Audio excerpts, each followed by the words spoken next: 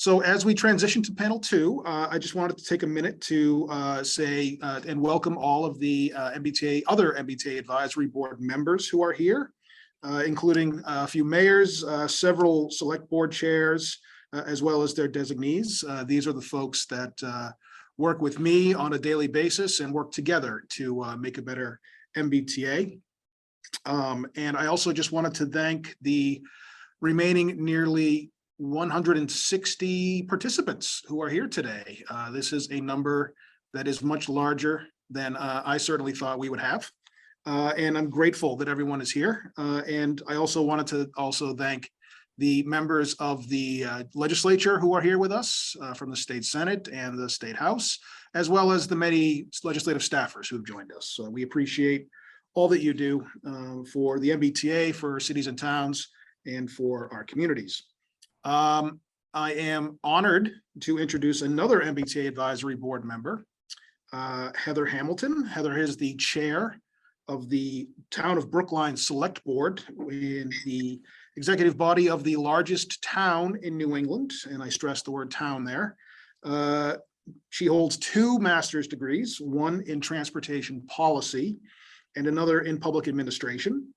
And she is serving in her second term as board chair in her 5th year on the Board of Selectmen in total, which I can assure you is no mean feat.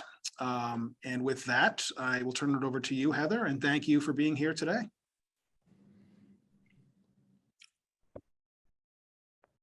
Thank you so much, Brian.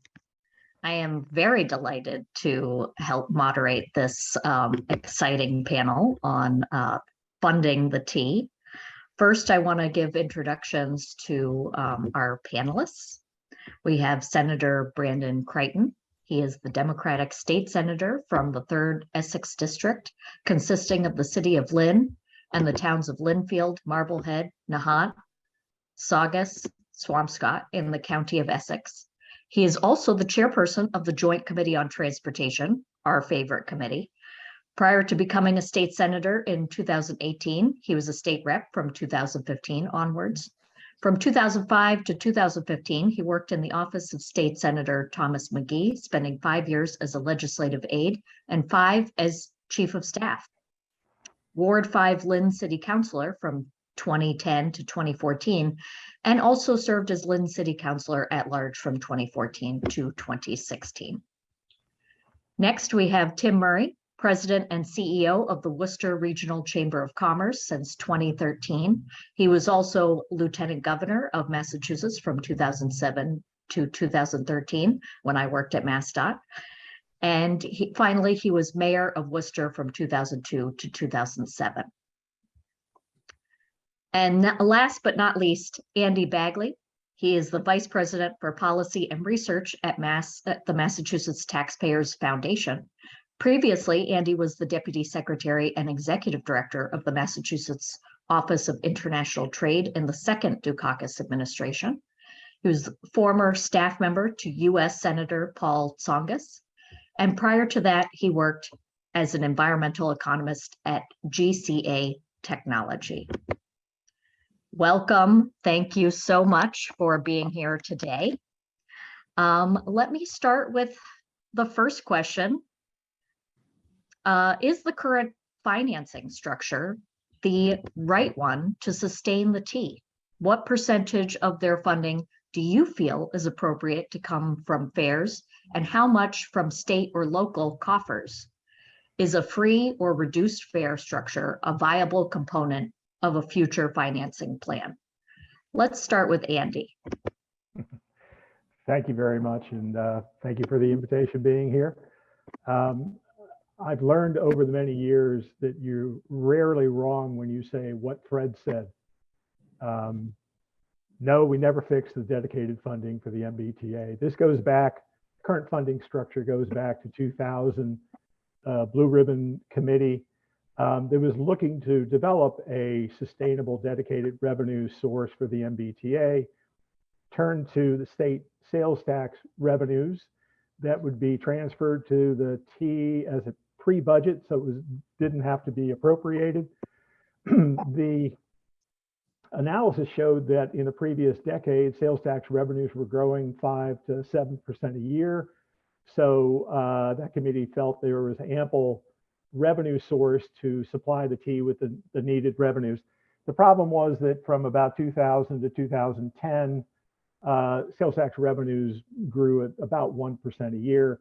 The T did not get anywhere near the amount of money that they forecast, at least from the state on this dedicated revenue structure.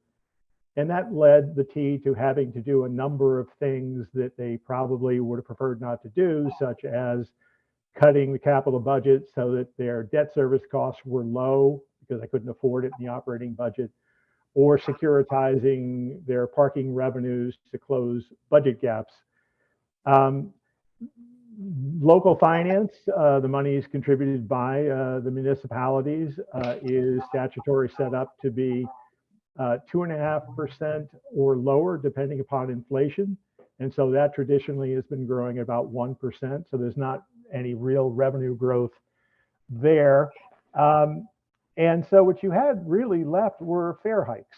And fare hikes are so unpopular that we would see 5 to 7 years transpire before there was an agreement on a fare hike, and some of those were substantial. I think the one in 2009 or 10 was around 25% or so, but enough to really significantly create a needed revenue stream for the T, but extraordinarily unpopular. And so later on, I think about 5, 6 years ago, we changed the statute to say fare hikes were limited to 7% once every 24 months. So try to tie it to inflation. MTF released a report, a very detailed report in 2015 called the T, the end of its line. It was about the T had become a ward of the state, both its operating budget and its capital budget. And what we were seeing was a very simple, mathematical equation. Expenses at the MBTA were growing at twice the rate of revenues. And so what has transpired since the Fiscal and Management Control Board are enormous amounts of really important substantive changes, but that funding structure remains in place.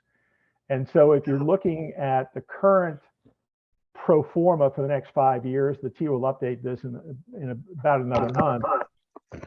But we're looking at a operating budget gap of approximately 200 to 250 million in fiscal 24. That'll be contingent on how many people they can hire of the 2,000 the FDA is telling them to.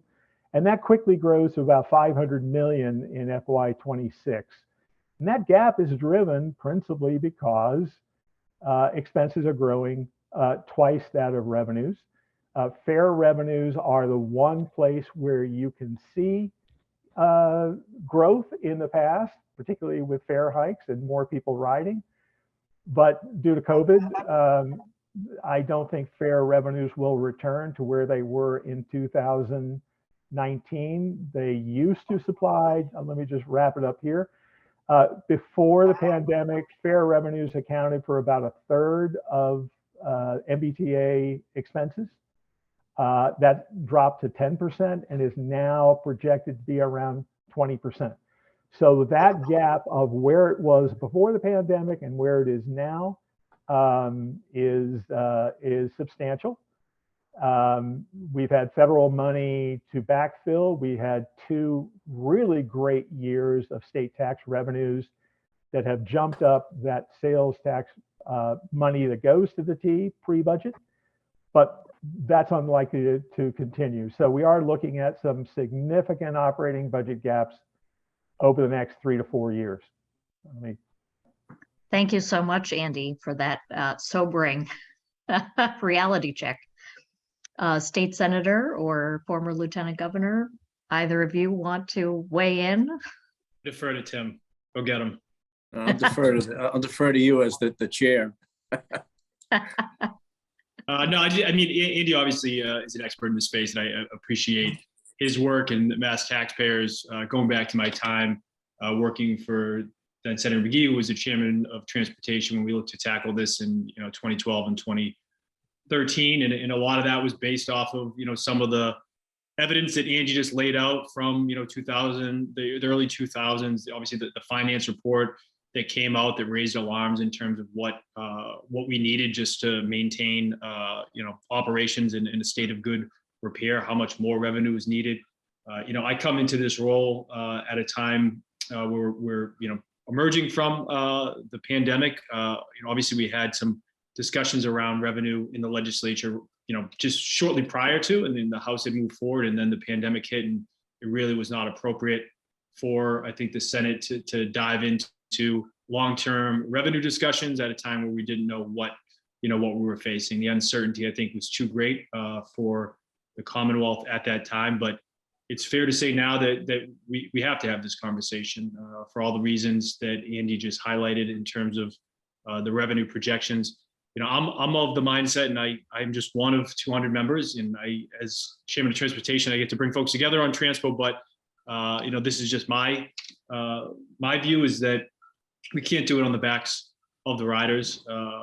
Raising fares at this point would hurt some of the most needy in our Commonwealth at a time when we're trying to bring riders back into the system.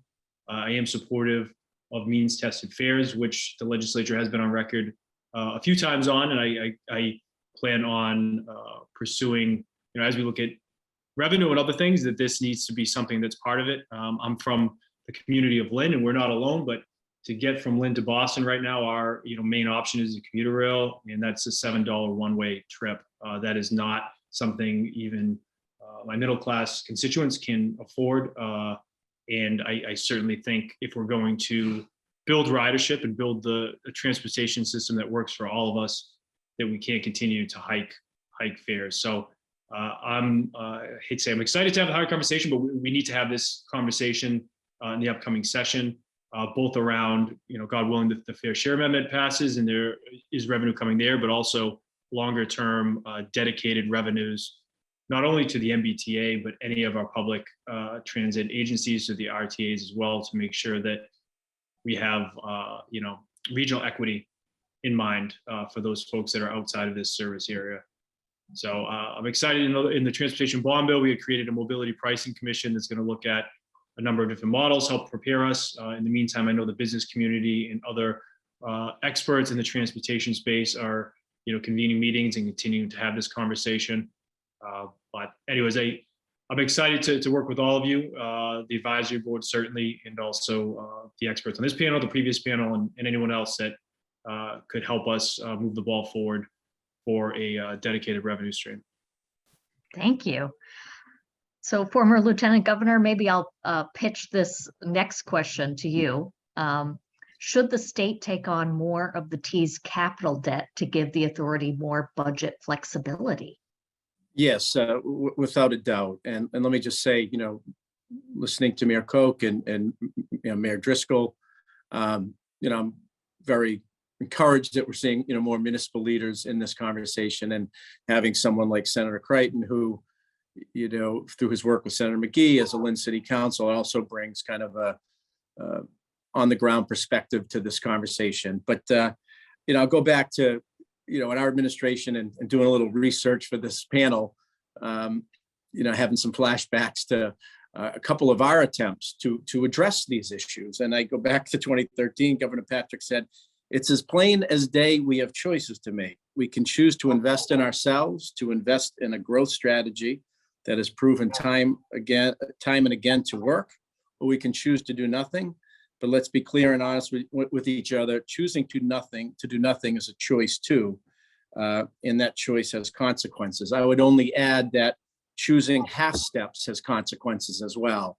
And there were moments and opportunities in 2009 and 2013 to address these revenue shortfalls and address something that predates what Andy talked about in 2000, but the debt that has been saddled with the MBTA and cannibalize a lot of the operating budget.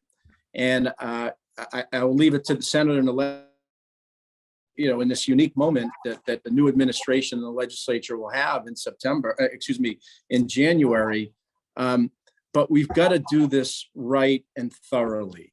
And a major piece of that, what the financing structure looks like. The senator and the legislator will be better versed in that. But I think we absolutely can do some things in the short term to relieve that debt, which would free up money for the operating budget so that we can hire and do training. Former Secretary of Transportation Aloisi, I thought, came up with a very thoughtful piece earlier this month that talks about that. But I would just urge the new administration and legislature. Harry Truman said, the only thing that's new in this world is the history you don't know. And if we look at the history of the last 25 years, if we do this, if we half-step this, we're going to be coming back and continue to have this conversation. There's a unique moment. Let's get the financing right with probably some type of blend. Maybe in the intervening time, we can do some pilots on free fare to really understand that. But we clearly need to get rid of that debt and come up with a financing plan that makes sense. And municipalities should have skin in the game, especially if they're going to have a seat at the table.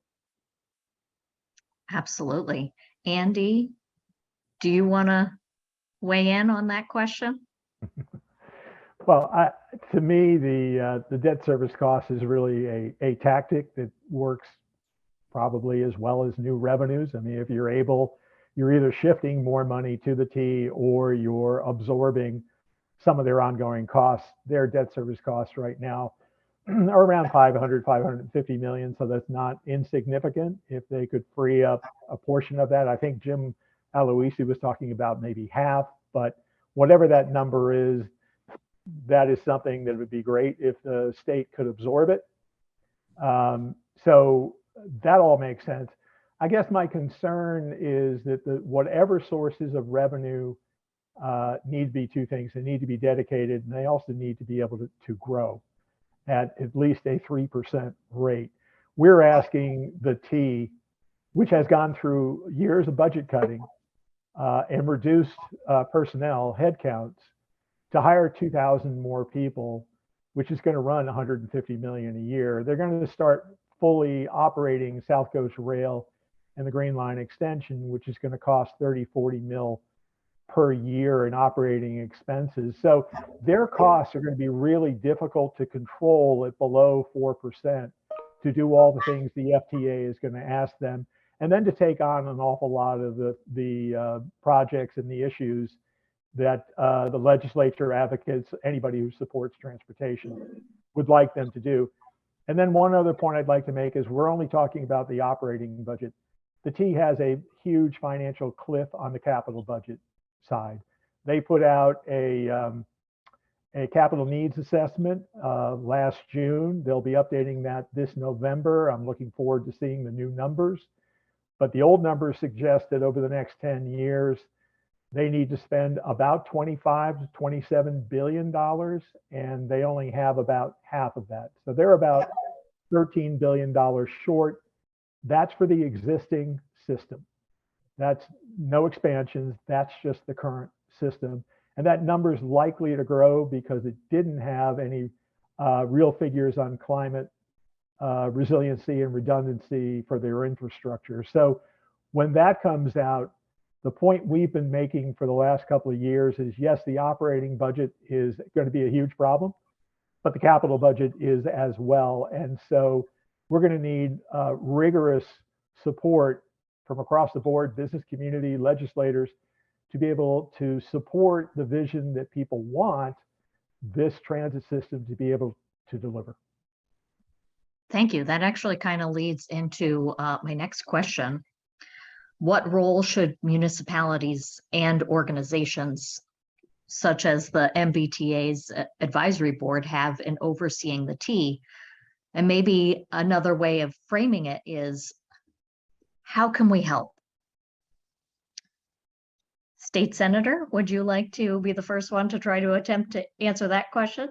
Yeah, absolutely. So I mean, I think the board can play a big role. They have played a big role. There's no question that it's essential to ensuring accountability at the T, raising the voices of local leaders in the 176 MBTA communities for all of these issues that we raised here today, both operating and capital. So I as hopefully I'll be chair next session and look forward to working directly with you. I think it's a big role.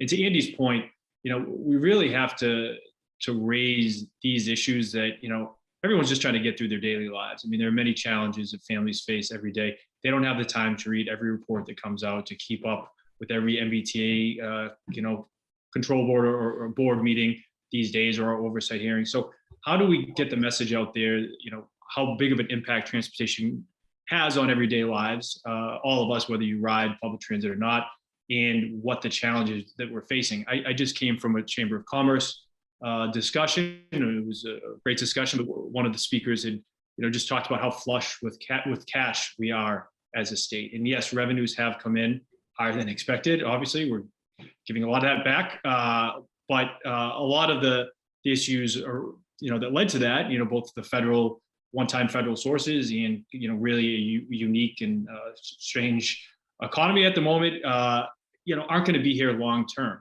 So we need to get the message out there that yes, at the moment things are going well. Longer term, we have serious challenges, and if just picture a world where the T obviously needs to be operating at a higher level, but if it was not operating at all, we'd be at a standstill. The economy would be at a standstill. People wouldn't be able to get through their daily activities, picking up kids from school or going to doctor's appointments, and getting folks to realize how it impacts them whether or not they use transit. This is a public good and one that we need to invest in. So I believe that the board's role continues to help elevate those issues, elevate the voices of community members on the ground level, and I look forward to partnering with you in this next session. Excellent. Former Lieutenant Governor, do you have any thoughts on how municipalities or the Chamber of Commerce, not just yours, but the many ones in Massachusetts, can try to help the team? Well, I would just, say some of the numbers that Andy can throws out there, are daunting, and we've got to be clear-eyed about it. But, at the same time, I think Mayor Koch and Quincy can talk about it. Certainly in Salem, Worcester, people talk about the transformation and the economic momentum in Worcester over the last 20 years. Well, a big piece of that has been the investments that have taken place in expansion of commuter rail, in our WRTA infrastructure. And so that creates economic opportunity. So we also think about economic justice, environmental justice. These investments facilitate all of that. So if we can open that up to more parts of the state, hopefully we create those surpluses with more regions of the state contributing and opening up the state. So there is this moment, I do believe, given, as the senator talked about, the ARPA money, the state surpluses, the federal infrastructure bill, for us to do this in a way, it's not painless, but that's forward thinking, that we create sustainable revenue. So as the senator mentioned, we are facilitating a public good that addresses so many other issues that we often talk about in the public policy realm. And, local and regional chambers across the state understand this issue. And we're seeing some of that conversation in the South Coast now, and economic development that's taking place in anticipation of the rail that is going to be coming soon. So the numbers are challenging. We've got to be clear-eyed about it, but we also have a chance to mitigate some of that with these federal dollars that are before us and the state surplus. Thank you. Andy, you look like you're chomping at the bit. So one of the things we've been paying attention to quite closely are during the pandemic and sort of a post-pandemic recovery, where we're seeing far greater flexibility in working from home or working from anywhere, and looking at the census data of migration, we're seeing a lot of migration out, leaving Massachusetts, 46,000 last year net, whereas the other 5 New England states all had positive growth, which I've never seen before. And I think what's concerning us is the high cost of living, it's housing, it's congestion, it's childcare, it's the commute, it's all those things.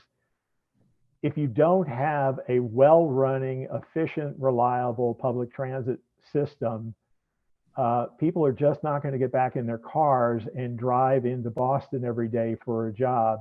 It's when they can relocate other places. We're already seeing that. So we feel that investment in public transit is critical for the long-term competitiveness of the state, and not just the T, but obviously the RTAs and public transit across the Commonwealth, because people are leaving Massachusetts and moving to other places, other regions within Massachusetts, as well as leaving. So with that said, I think one of the things I would say that the advisory board could do, and we obviously would want to be a part of that conversation, bringing the business community. If we don't have a public discussion about these needs in 2023, then the numbers are going to emerge and decisions are going to be made predicated on the resources that are available, and that's not going to be optimum. So while I agree with the potential optimism and that these investments repay, we're going to have to talk about this fairly soon, or we're going to find out that people just don't want to use our transportation system to live here. Very good point.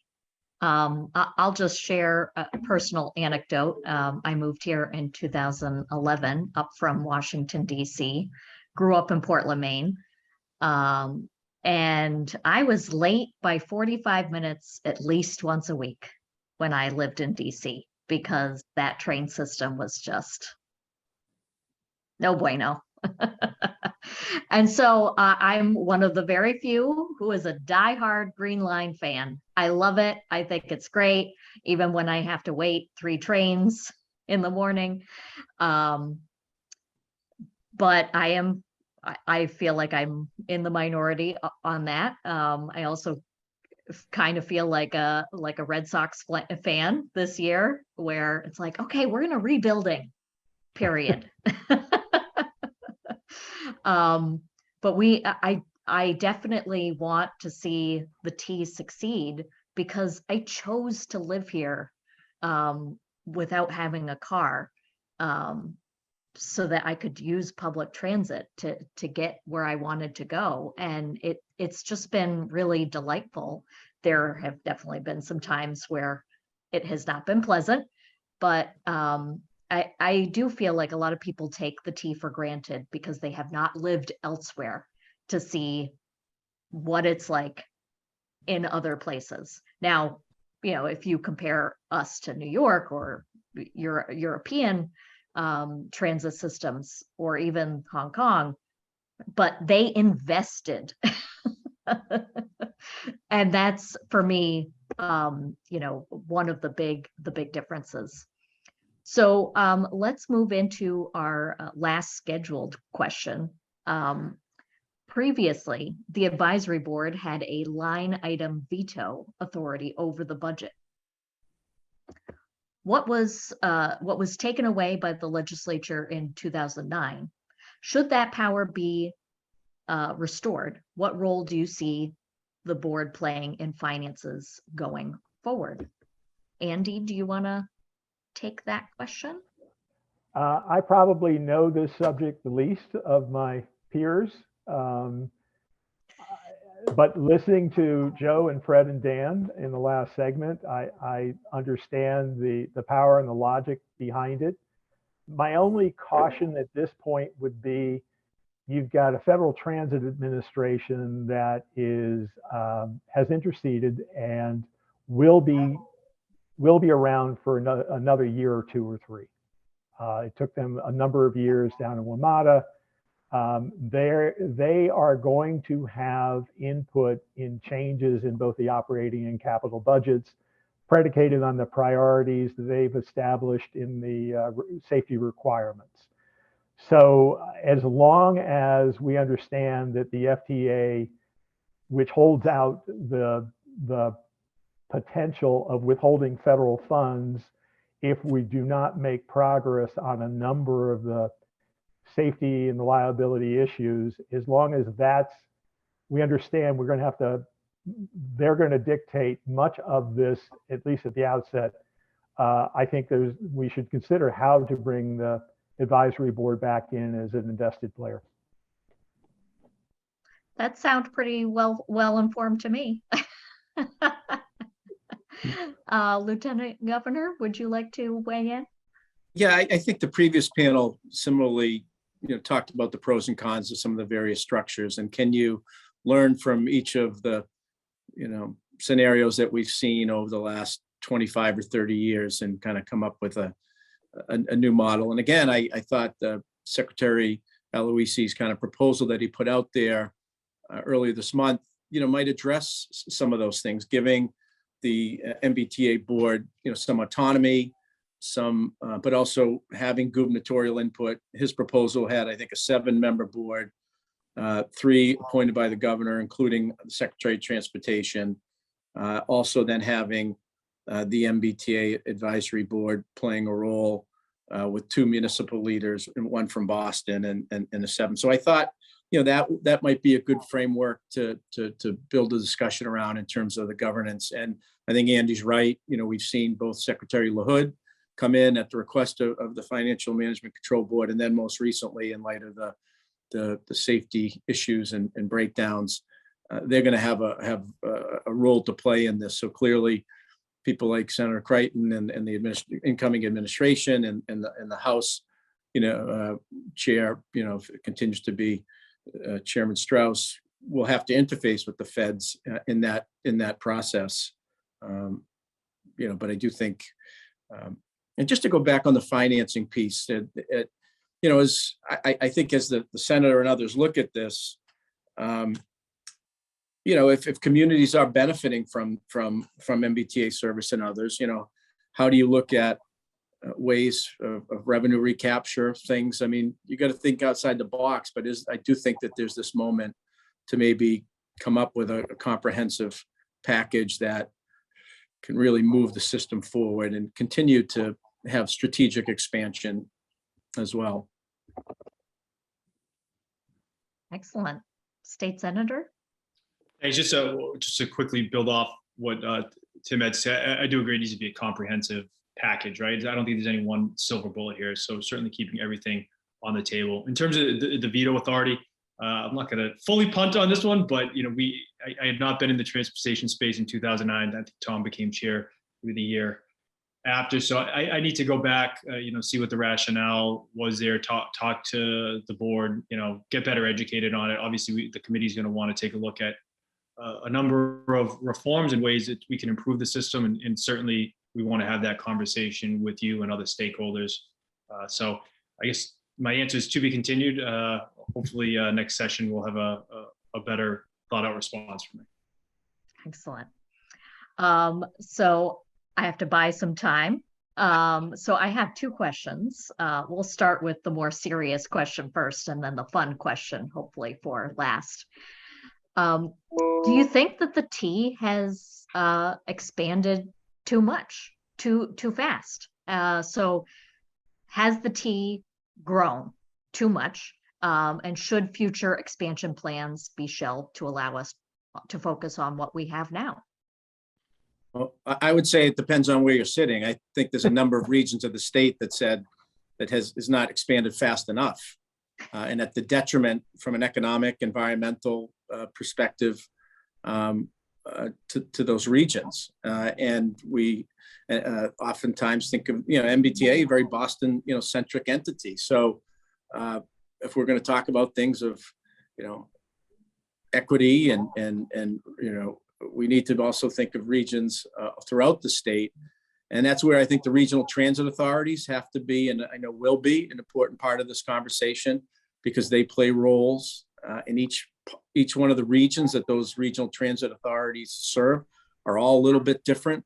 You don't have the density, the complementary systems that the MBTA kind of has in the greater Boston area. So that is vital to discussion. And I think, strategic expansion has to be one of the priorities, through this. And again, you've got a federal infrastructure bill that we need to fully leverage. Massachusetts, let me just, Massachusetts is a donor state. We pay more into the federal government than we receive back. And so we, should be very aggressive partnering with our federal delegation when we're submitting proposals for expansion for infrastructure, that Massachusetts is getting its fair share. And I hope and expect that the federal delegation will be, vigorously engaged in that process. I agree with Tim there. I mean, I think this is a once in a generation opportunity to seize on these federal dollars. Safety must be the top priority. We're tackling that now. We're working with this administration and the next to make sure that folks can know that they have a safe system to get on as a bare minimum. But as Tim said, I mean, across the state, you go out to Western Massachusetts, really just transportation deserts out there. We need to think in terms of regional equity. We need to make sure that we're investing in expanding in a way that helps everyone, but also even closer to the core. I mean, I'm in Lynn. We've been promised a Blue Line extension for over 100 years. We're 12 miles from Boston. I can see it right around the corner from my house, but it takes me over an hour to get in every day. The traffic has already crawled back to what it was pre-pandemic.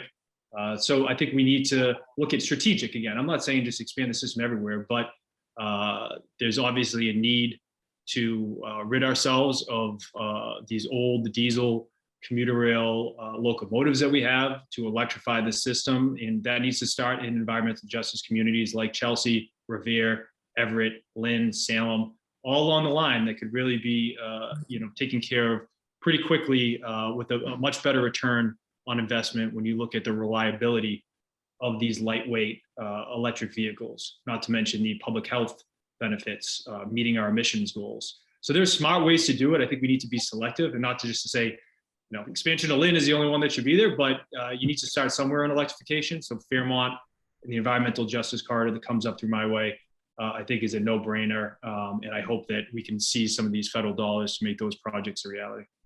Okay.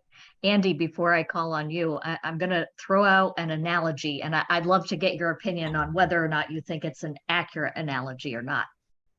A lot of people get very nervous when the stock market starts to retract, and some people say that's the perfect time to jump in. You really should be looking at a portfolio over 30 years, not 5 years, depending on where you are in your career.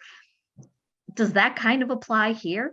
Should we not be so scared about what's going on in the near term that we forget that this is a very long-term investment?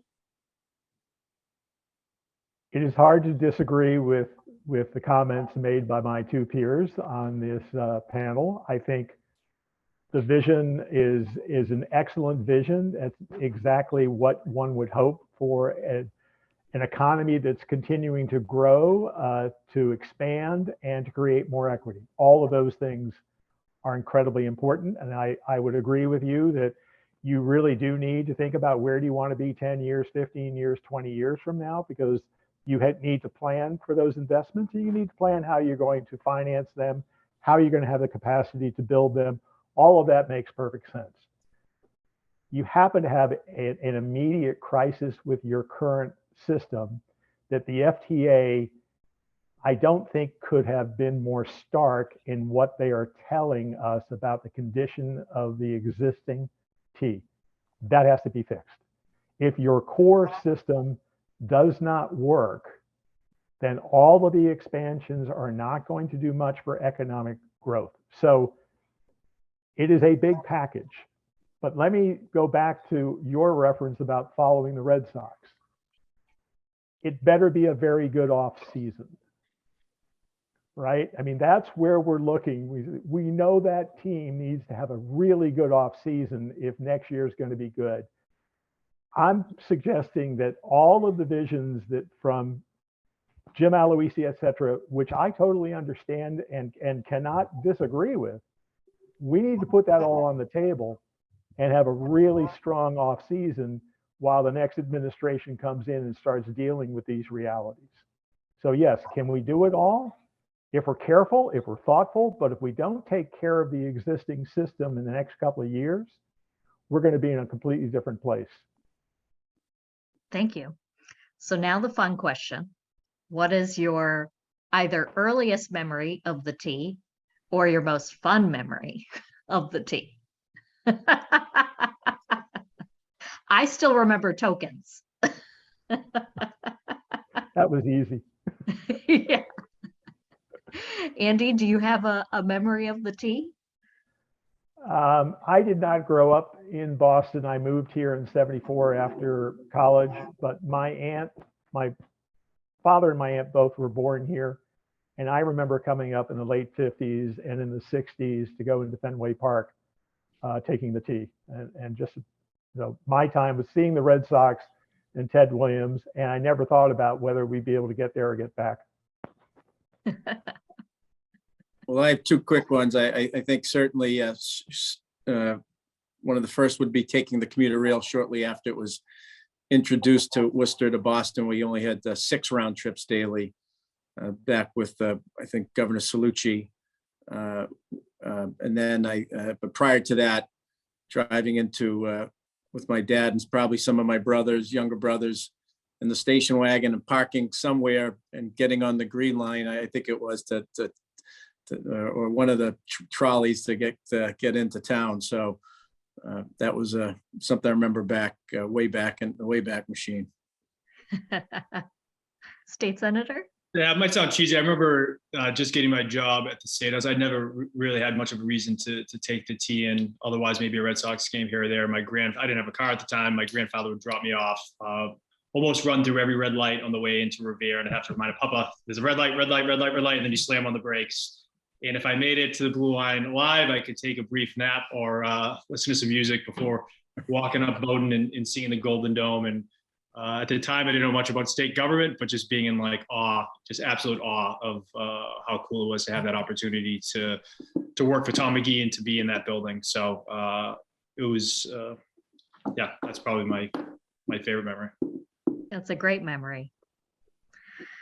Well, that's all we have for our panel here today. I'm going to thank all of our panelists. Thank you so much to former Lieutenant Governor Tim Murray, State Senator Brandon Crighton, and Andy from the Mass Taxpayers Association. Over to you, Brian. Thank you, Chair Hamilton. Appreciate it. Lieutenant Governor, congrats on the hourly train service to Worcester that I know you're instrumental in getting back, I should say. Thank you. And Senator, I wish you well, drafting what will undoubtedly be a very comprehensive and difficult bill. Andy, I am been a big fan of your work for many years at the Mass Taxpayers Foundation, and I'm very grateful for what you do, and I know you will. Please keep it going. Thank you. And as I said, Heather Hamilton, as chair of the Brookline Select Board, I think you have one of the toughest jobs in town government in Massachusetts, and we're very grateful for what you do.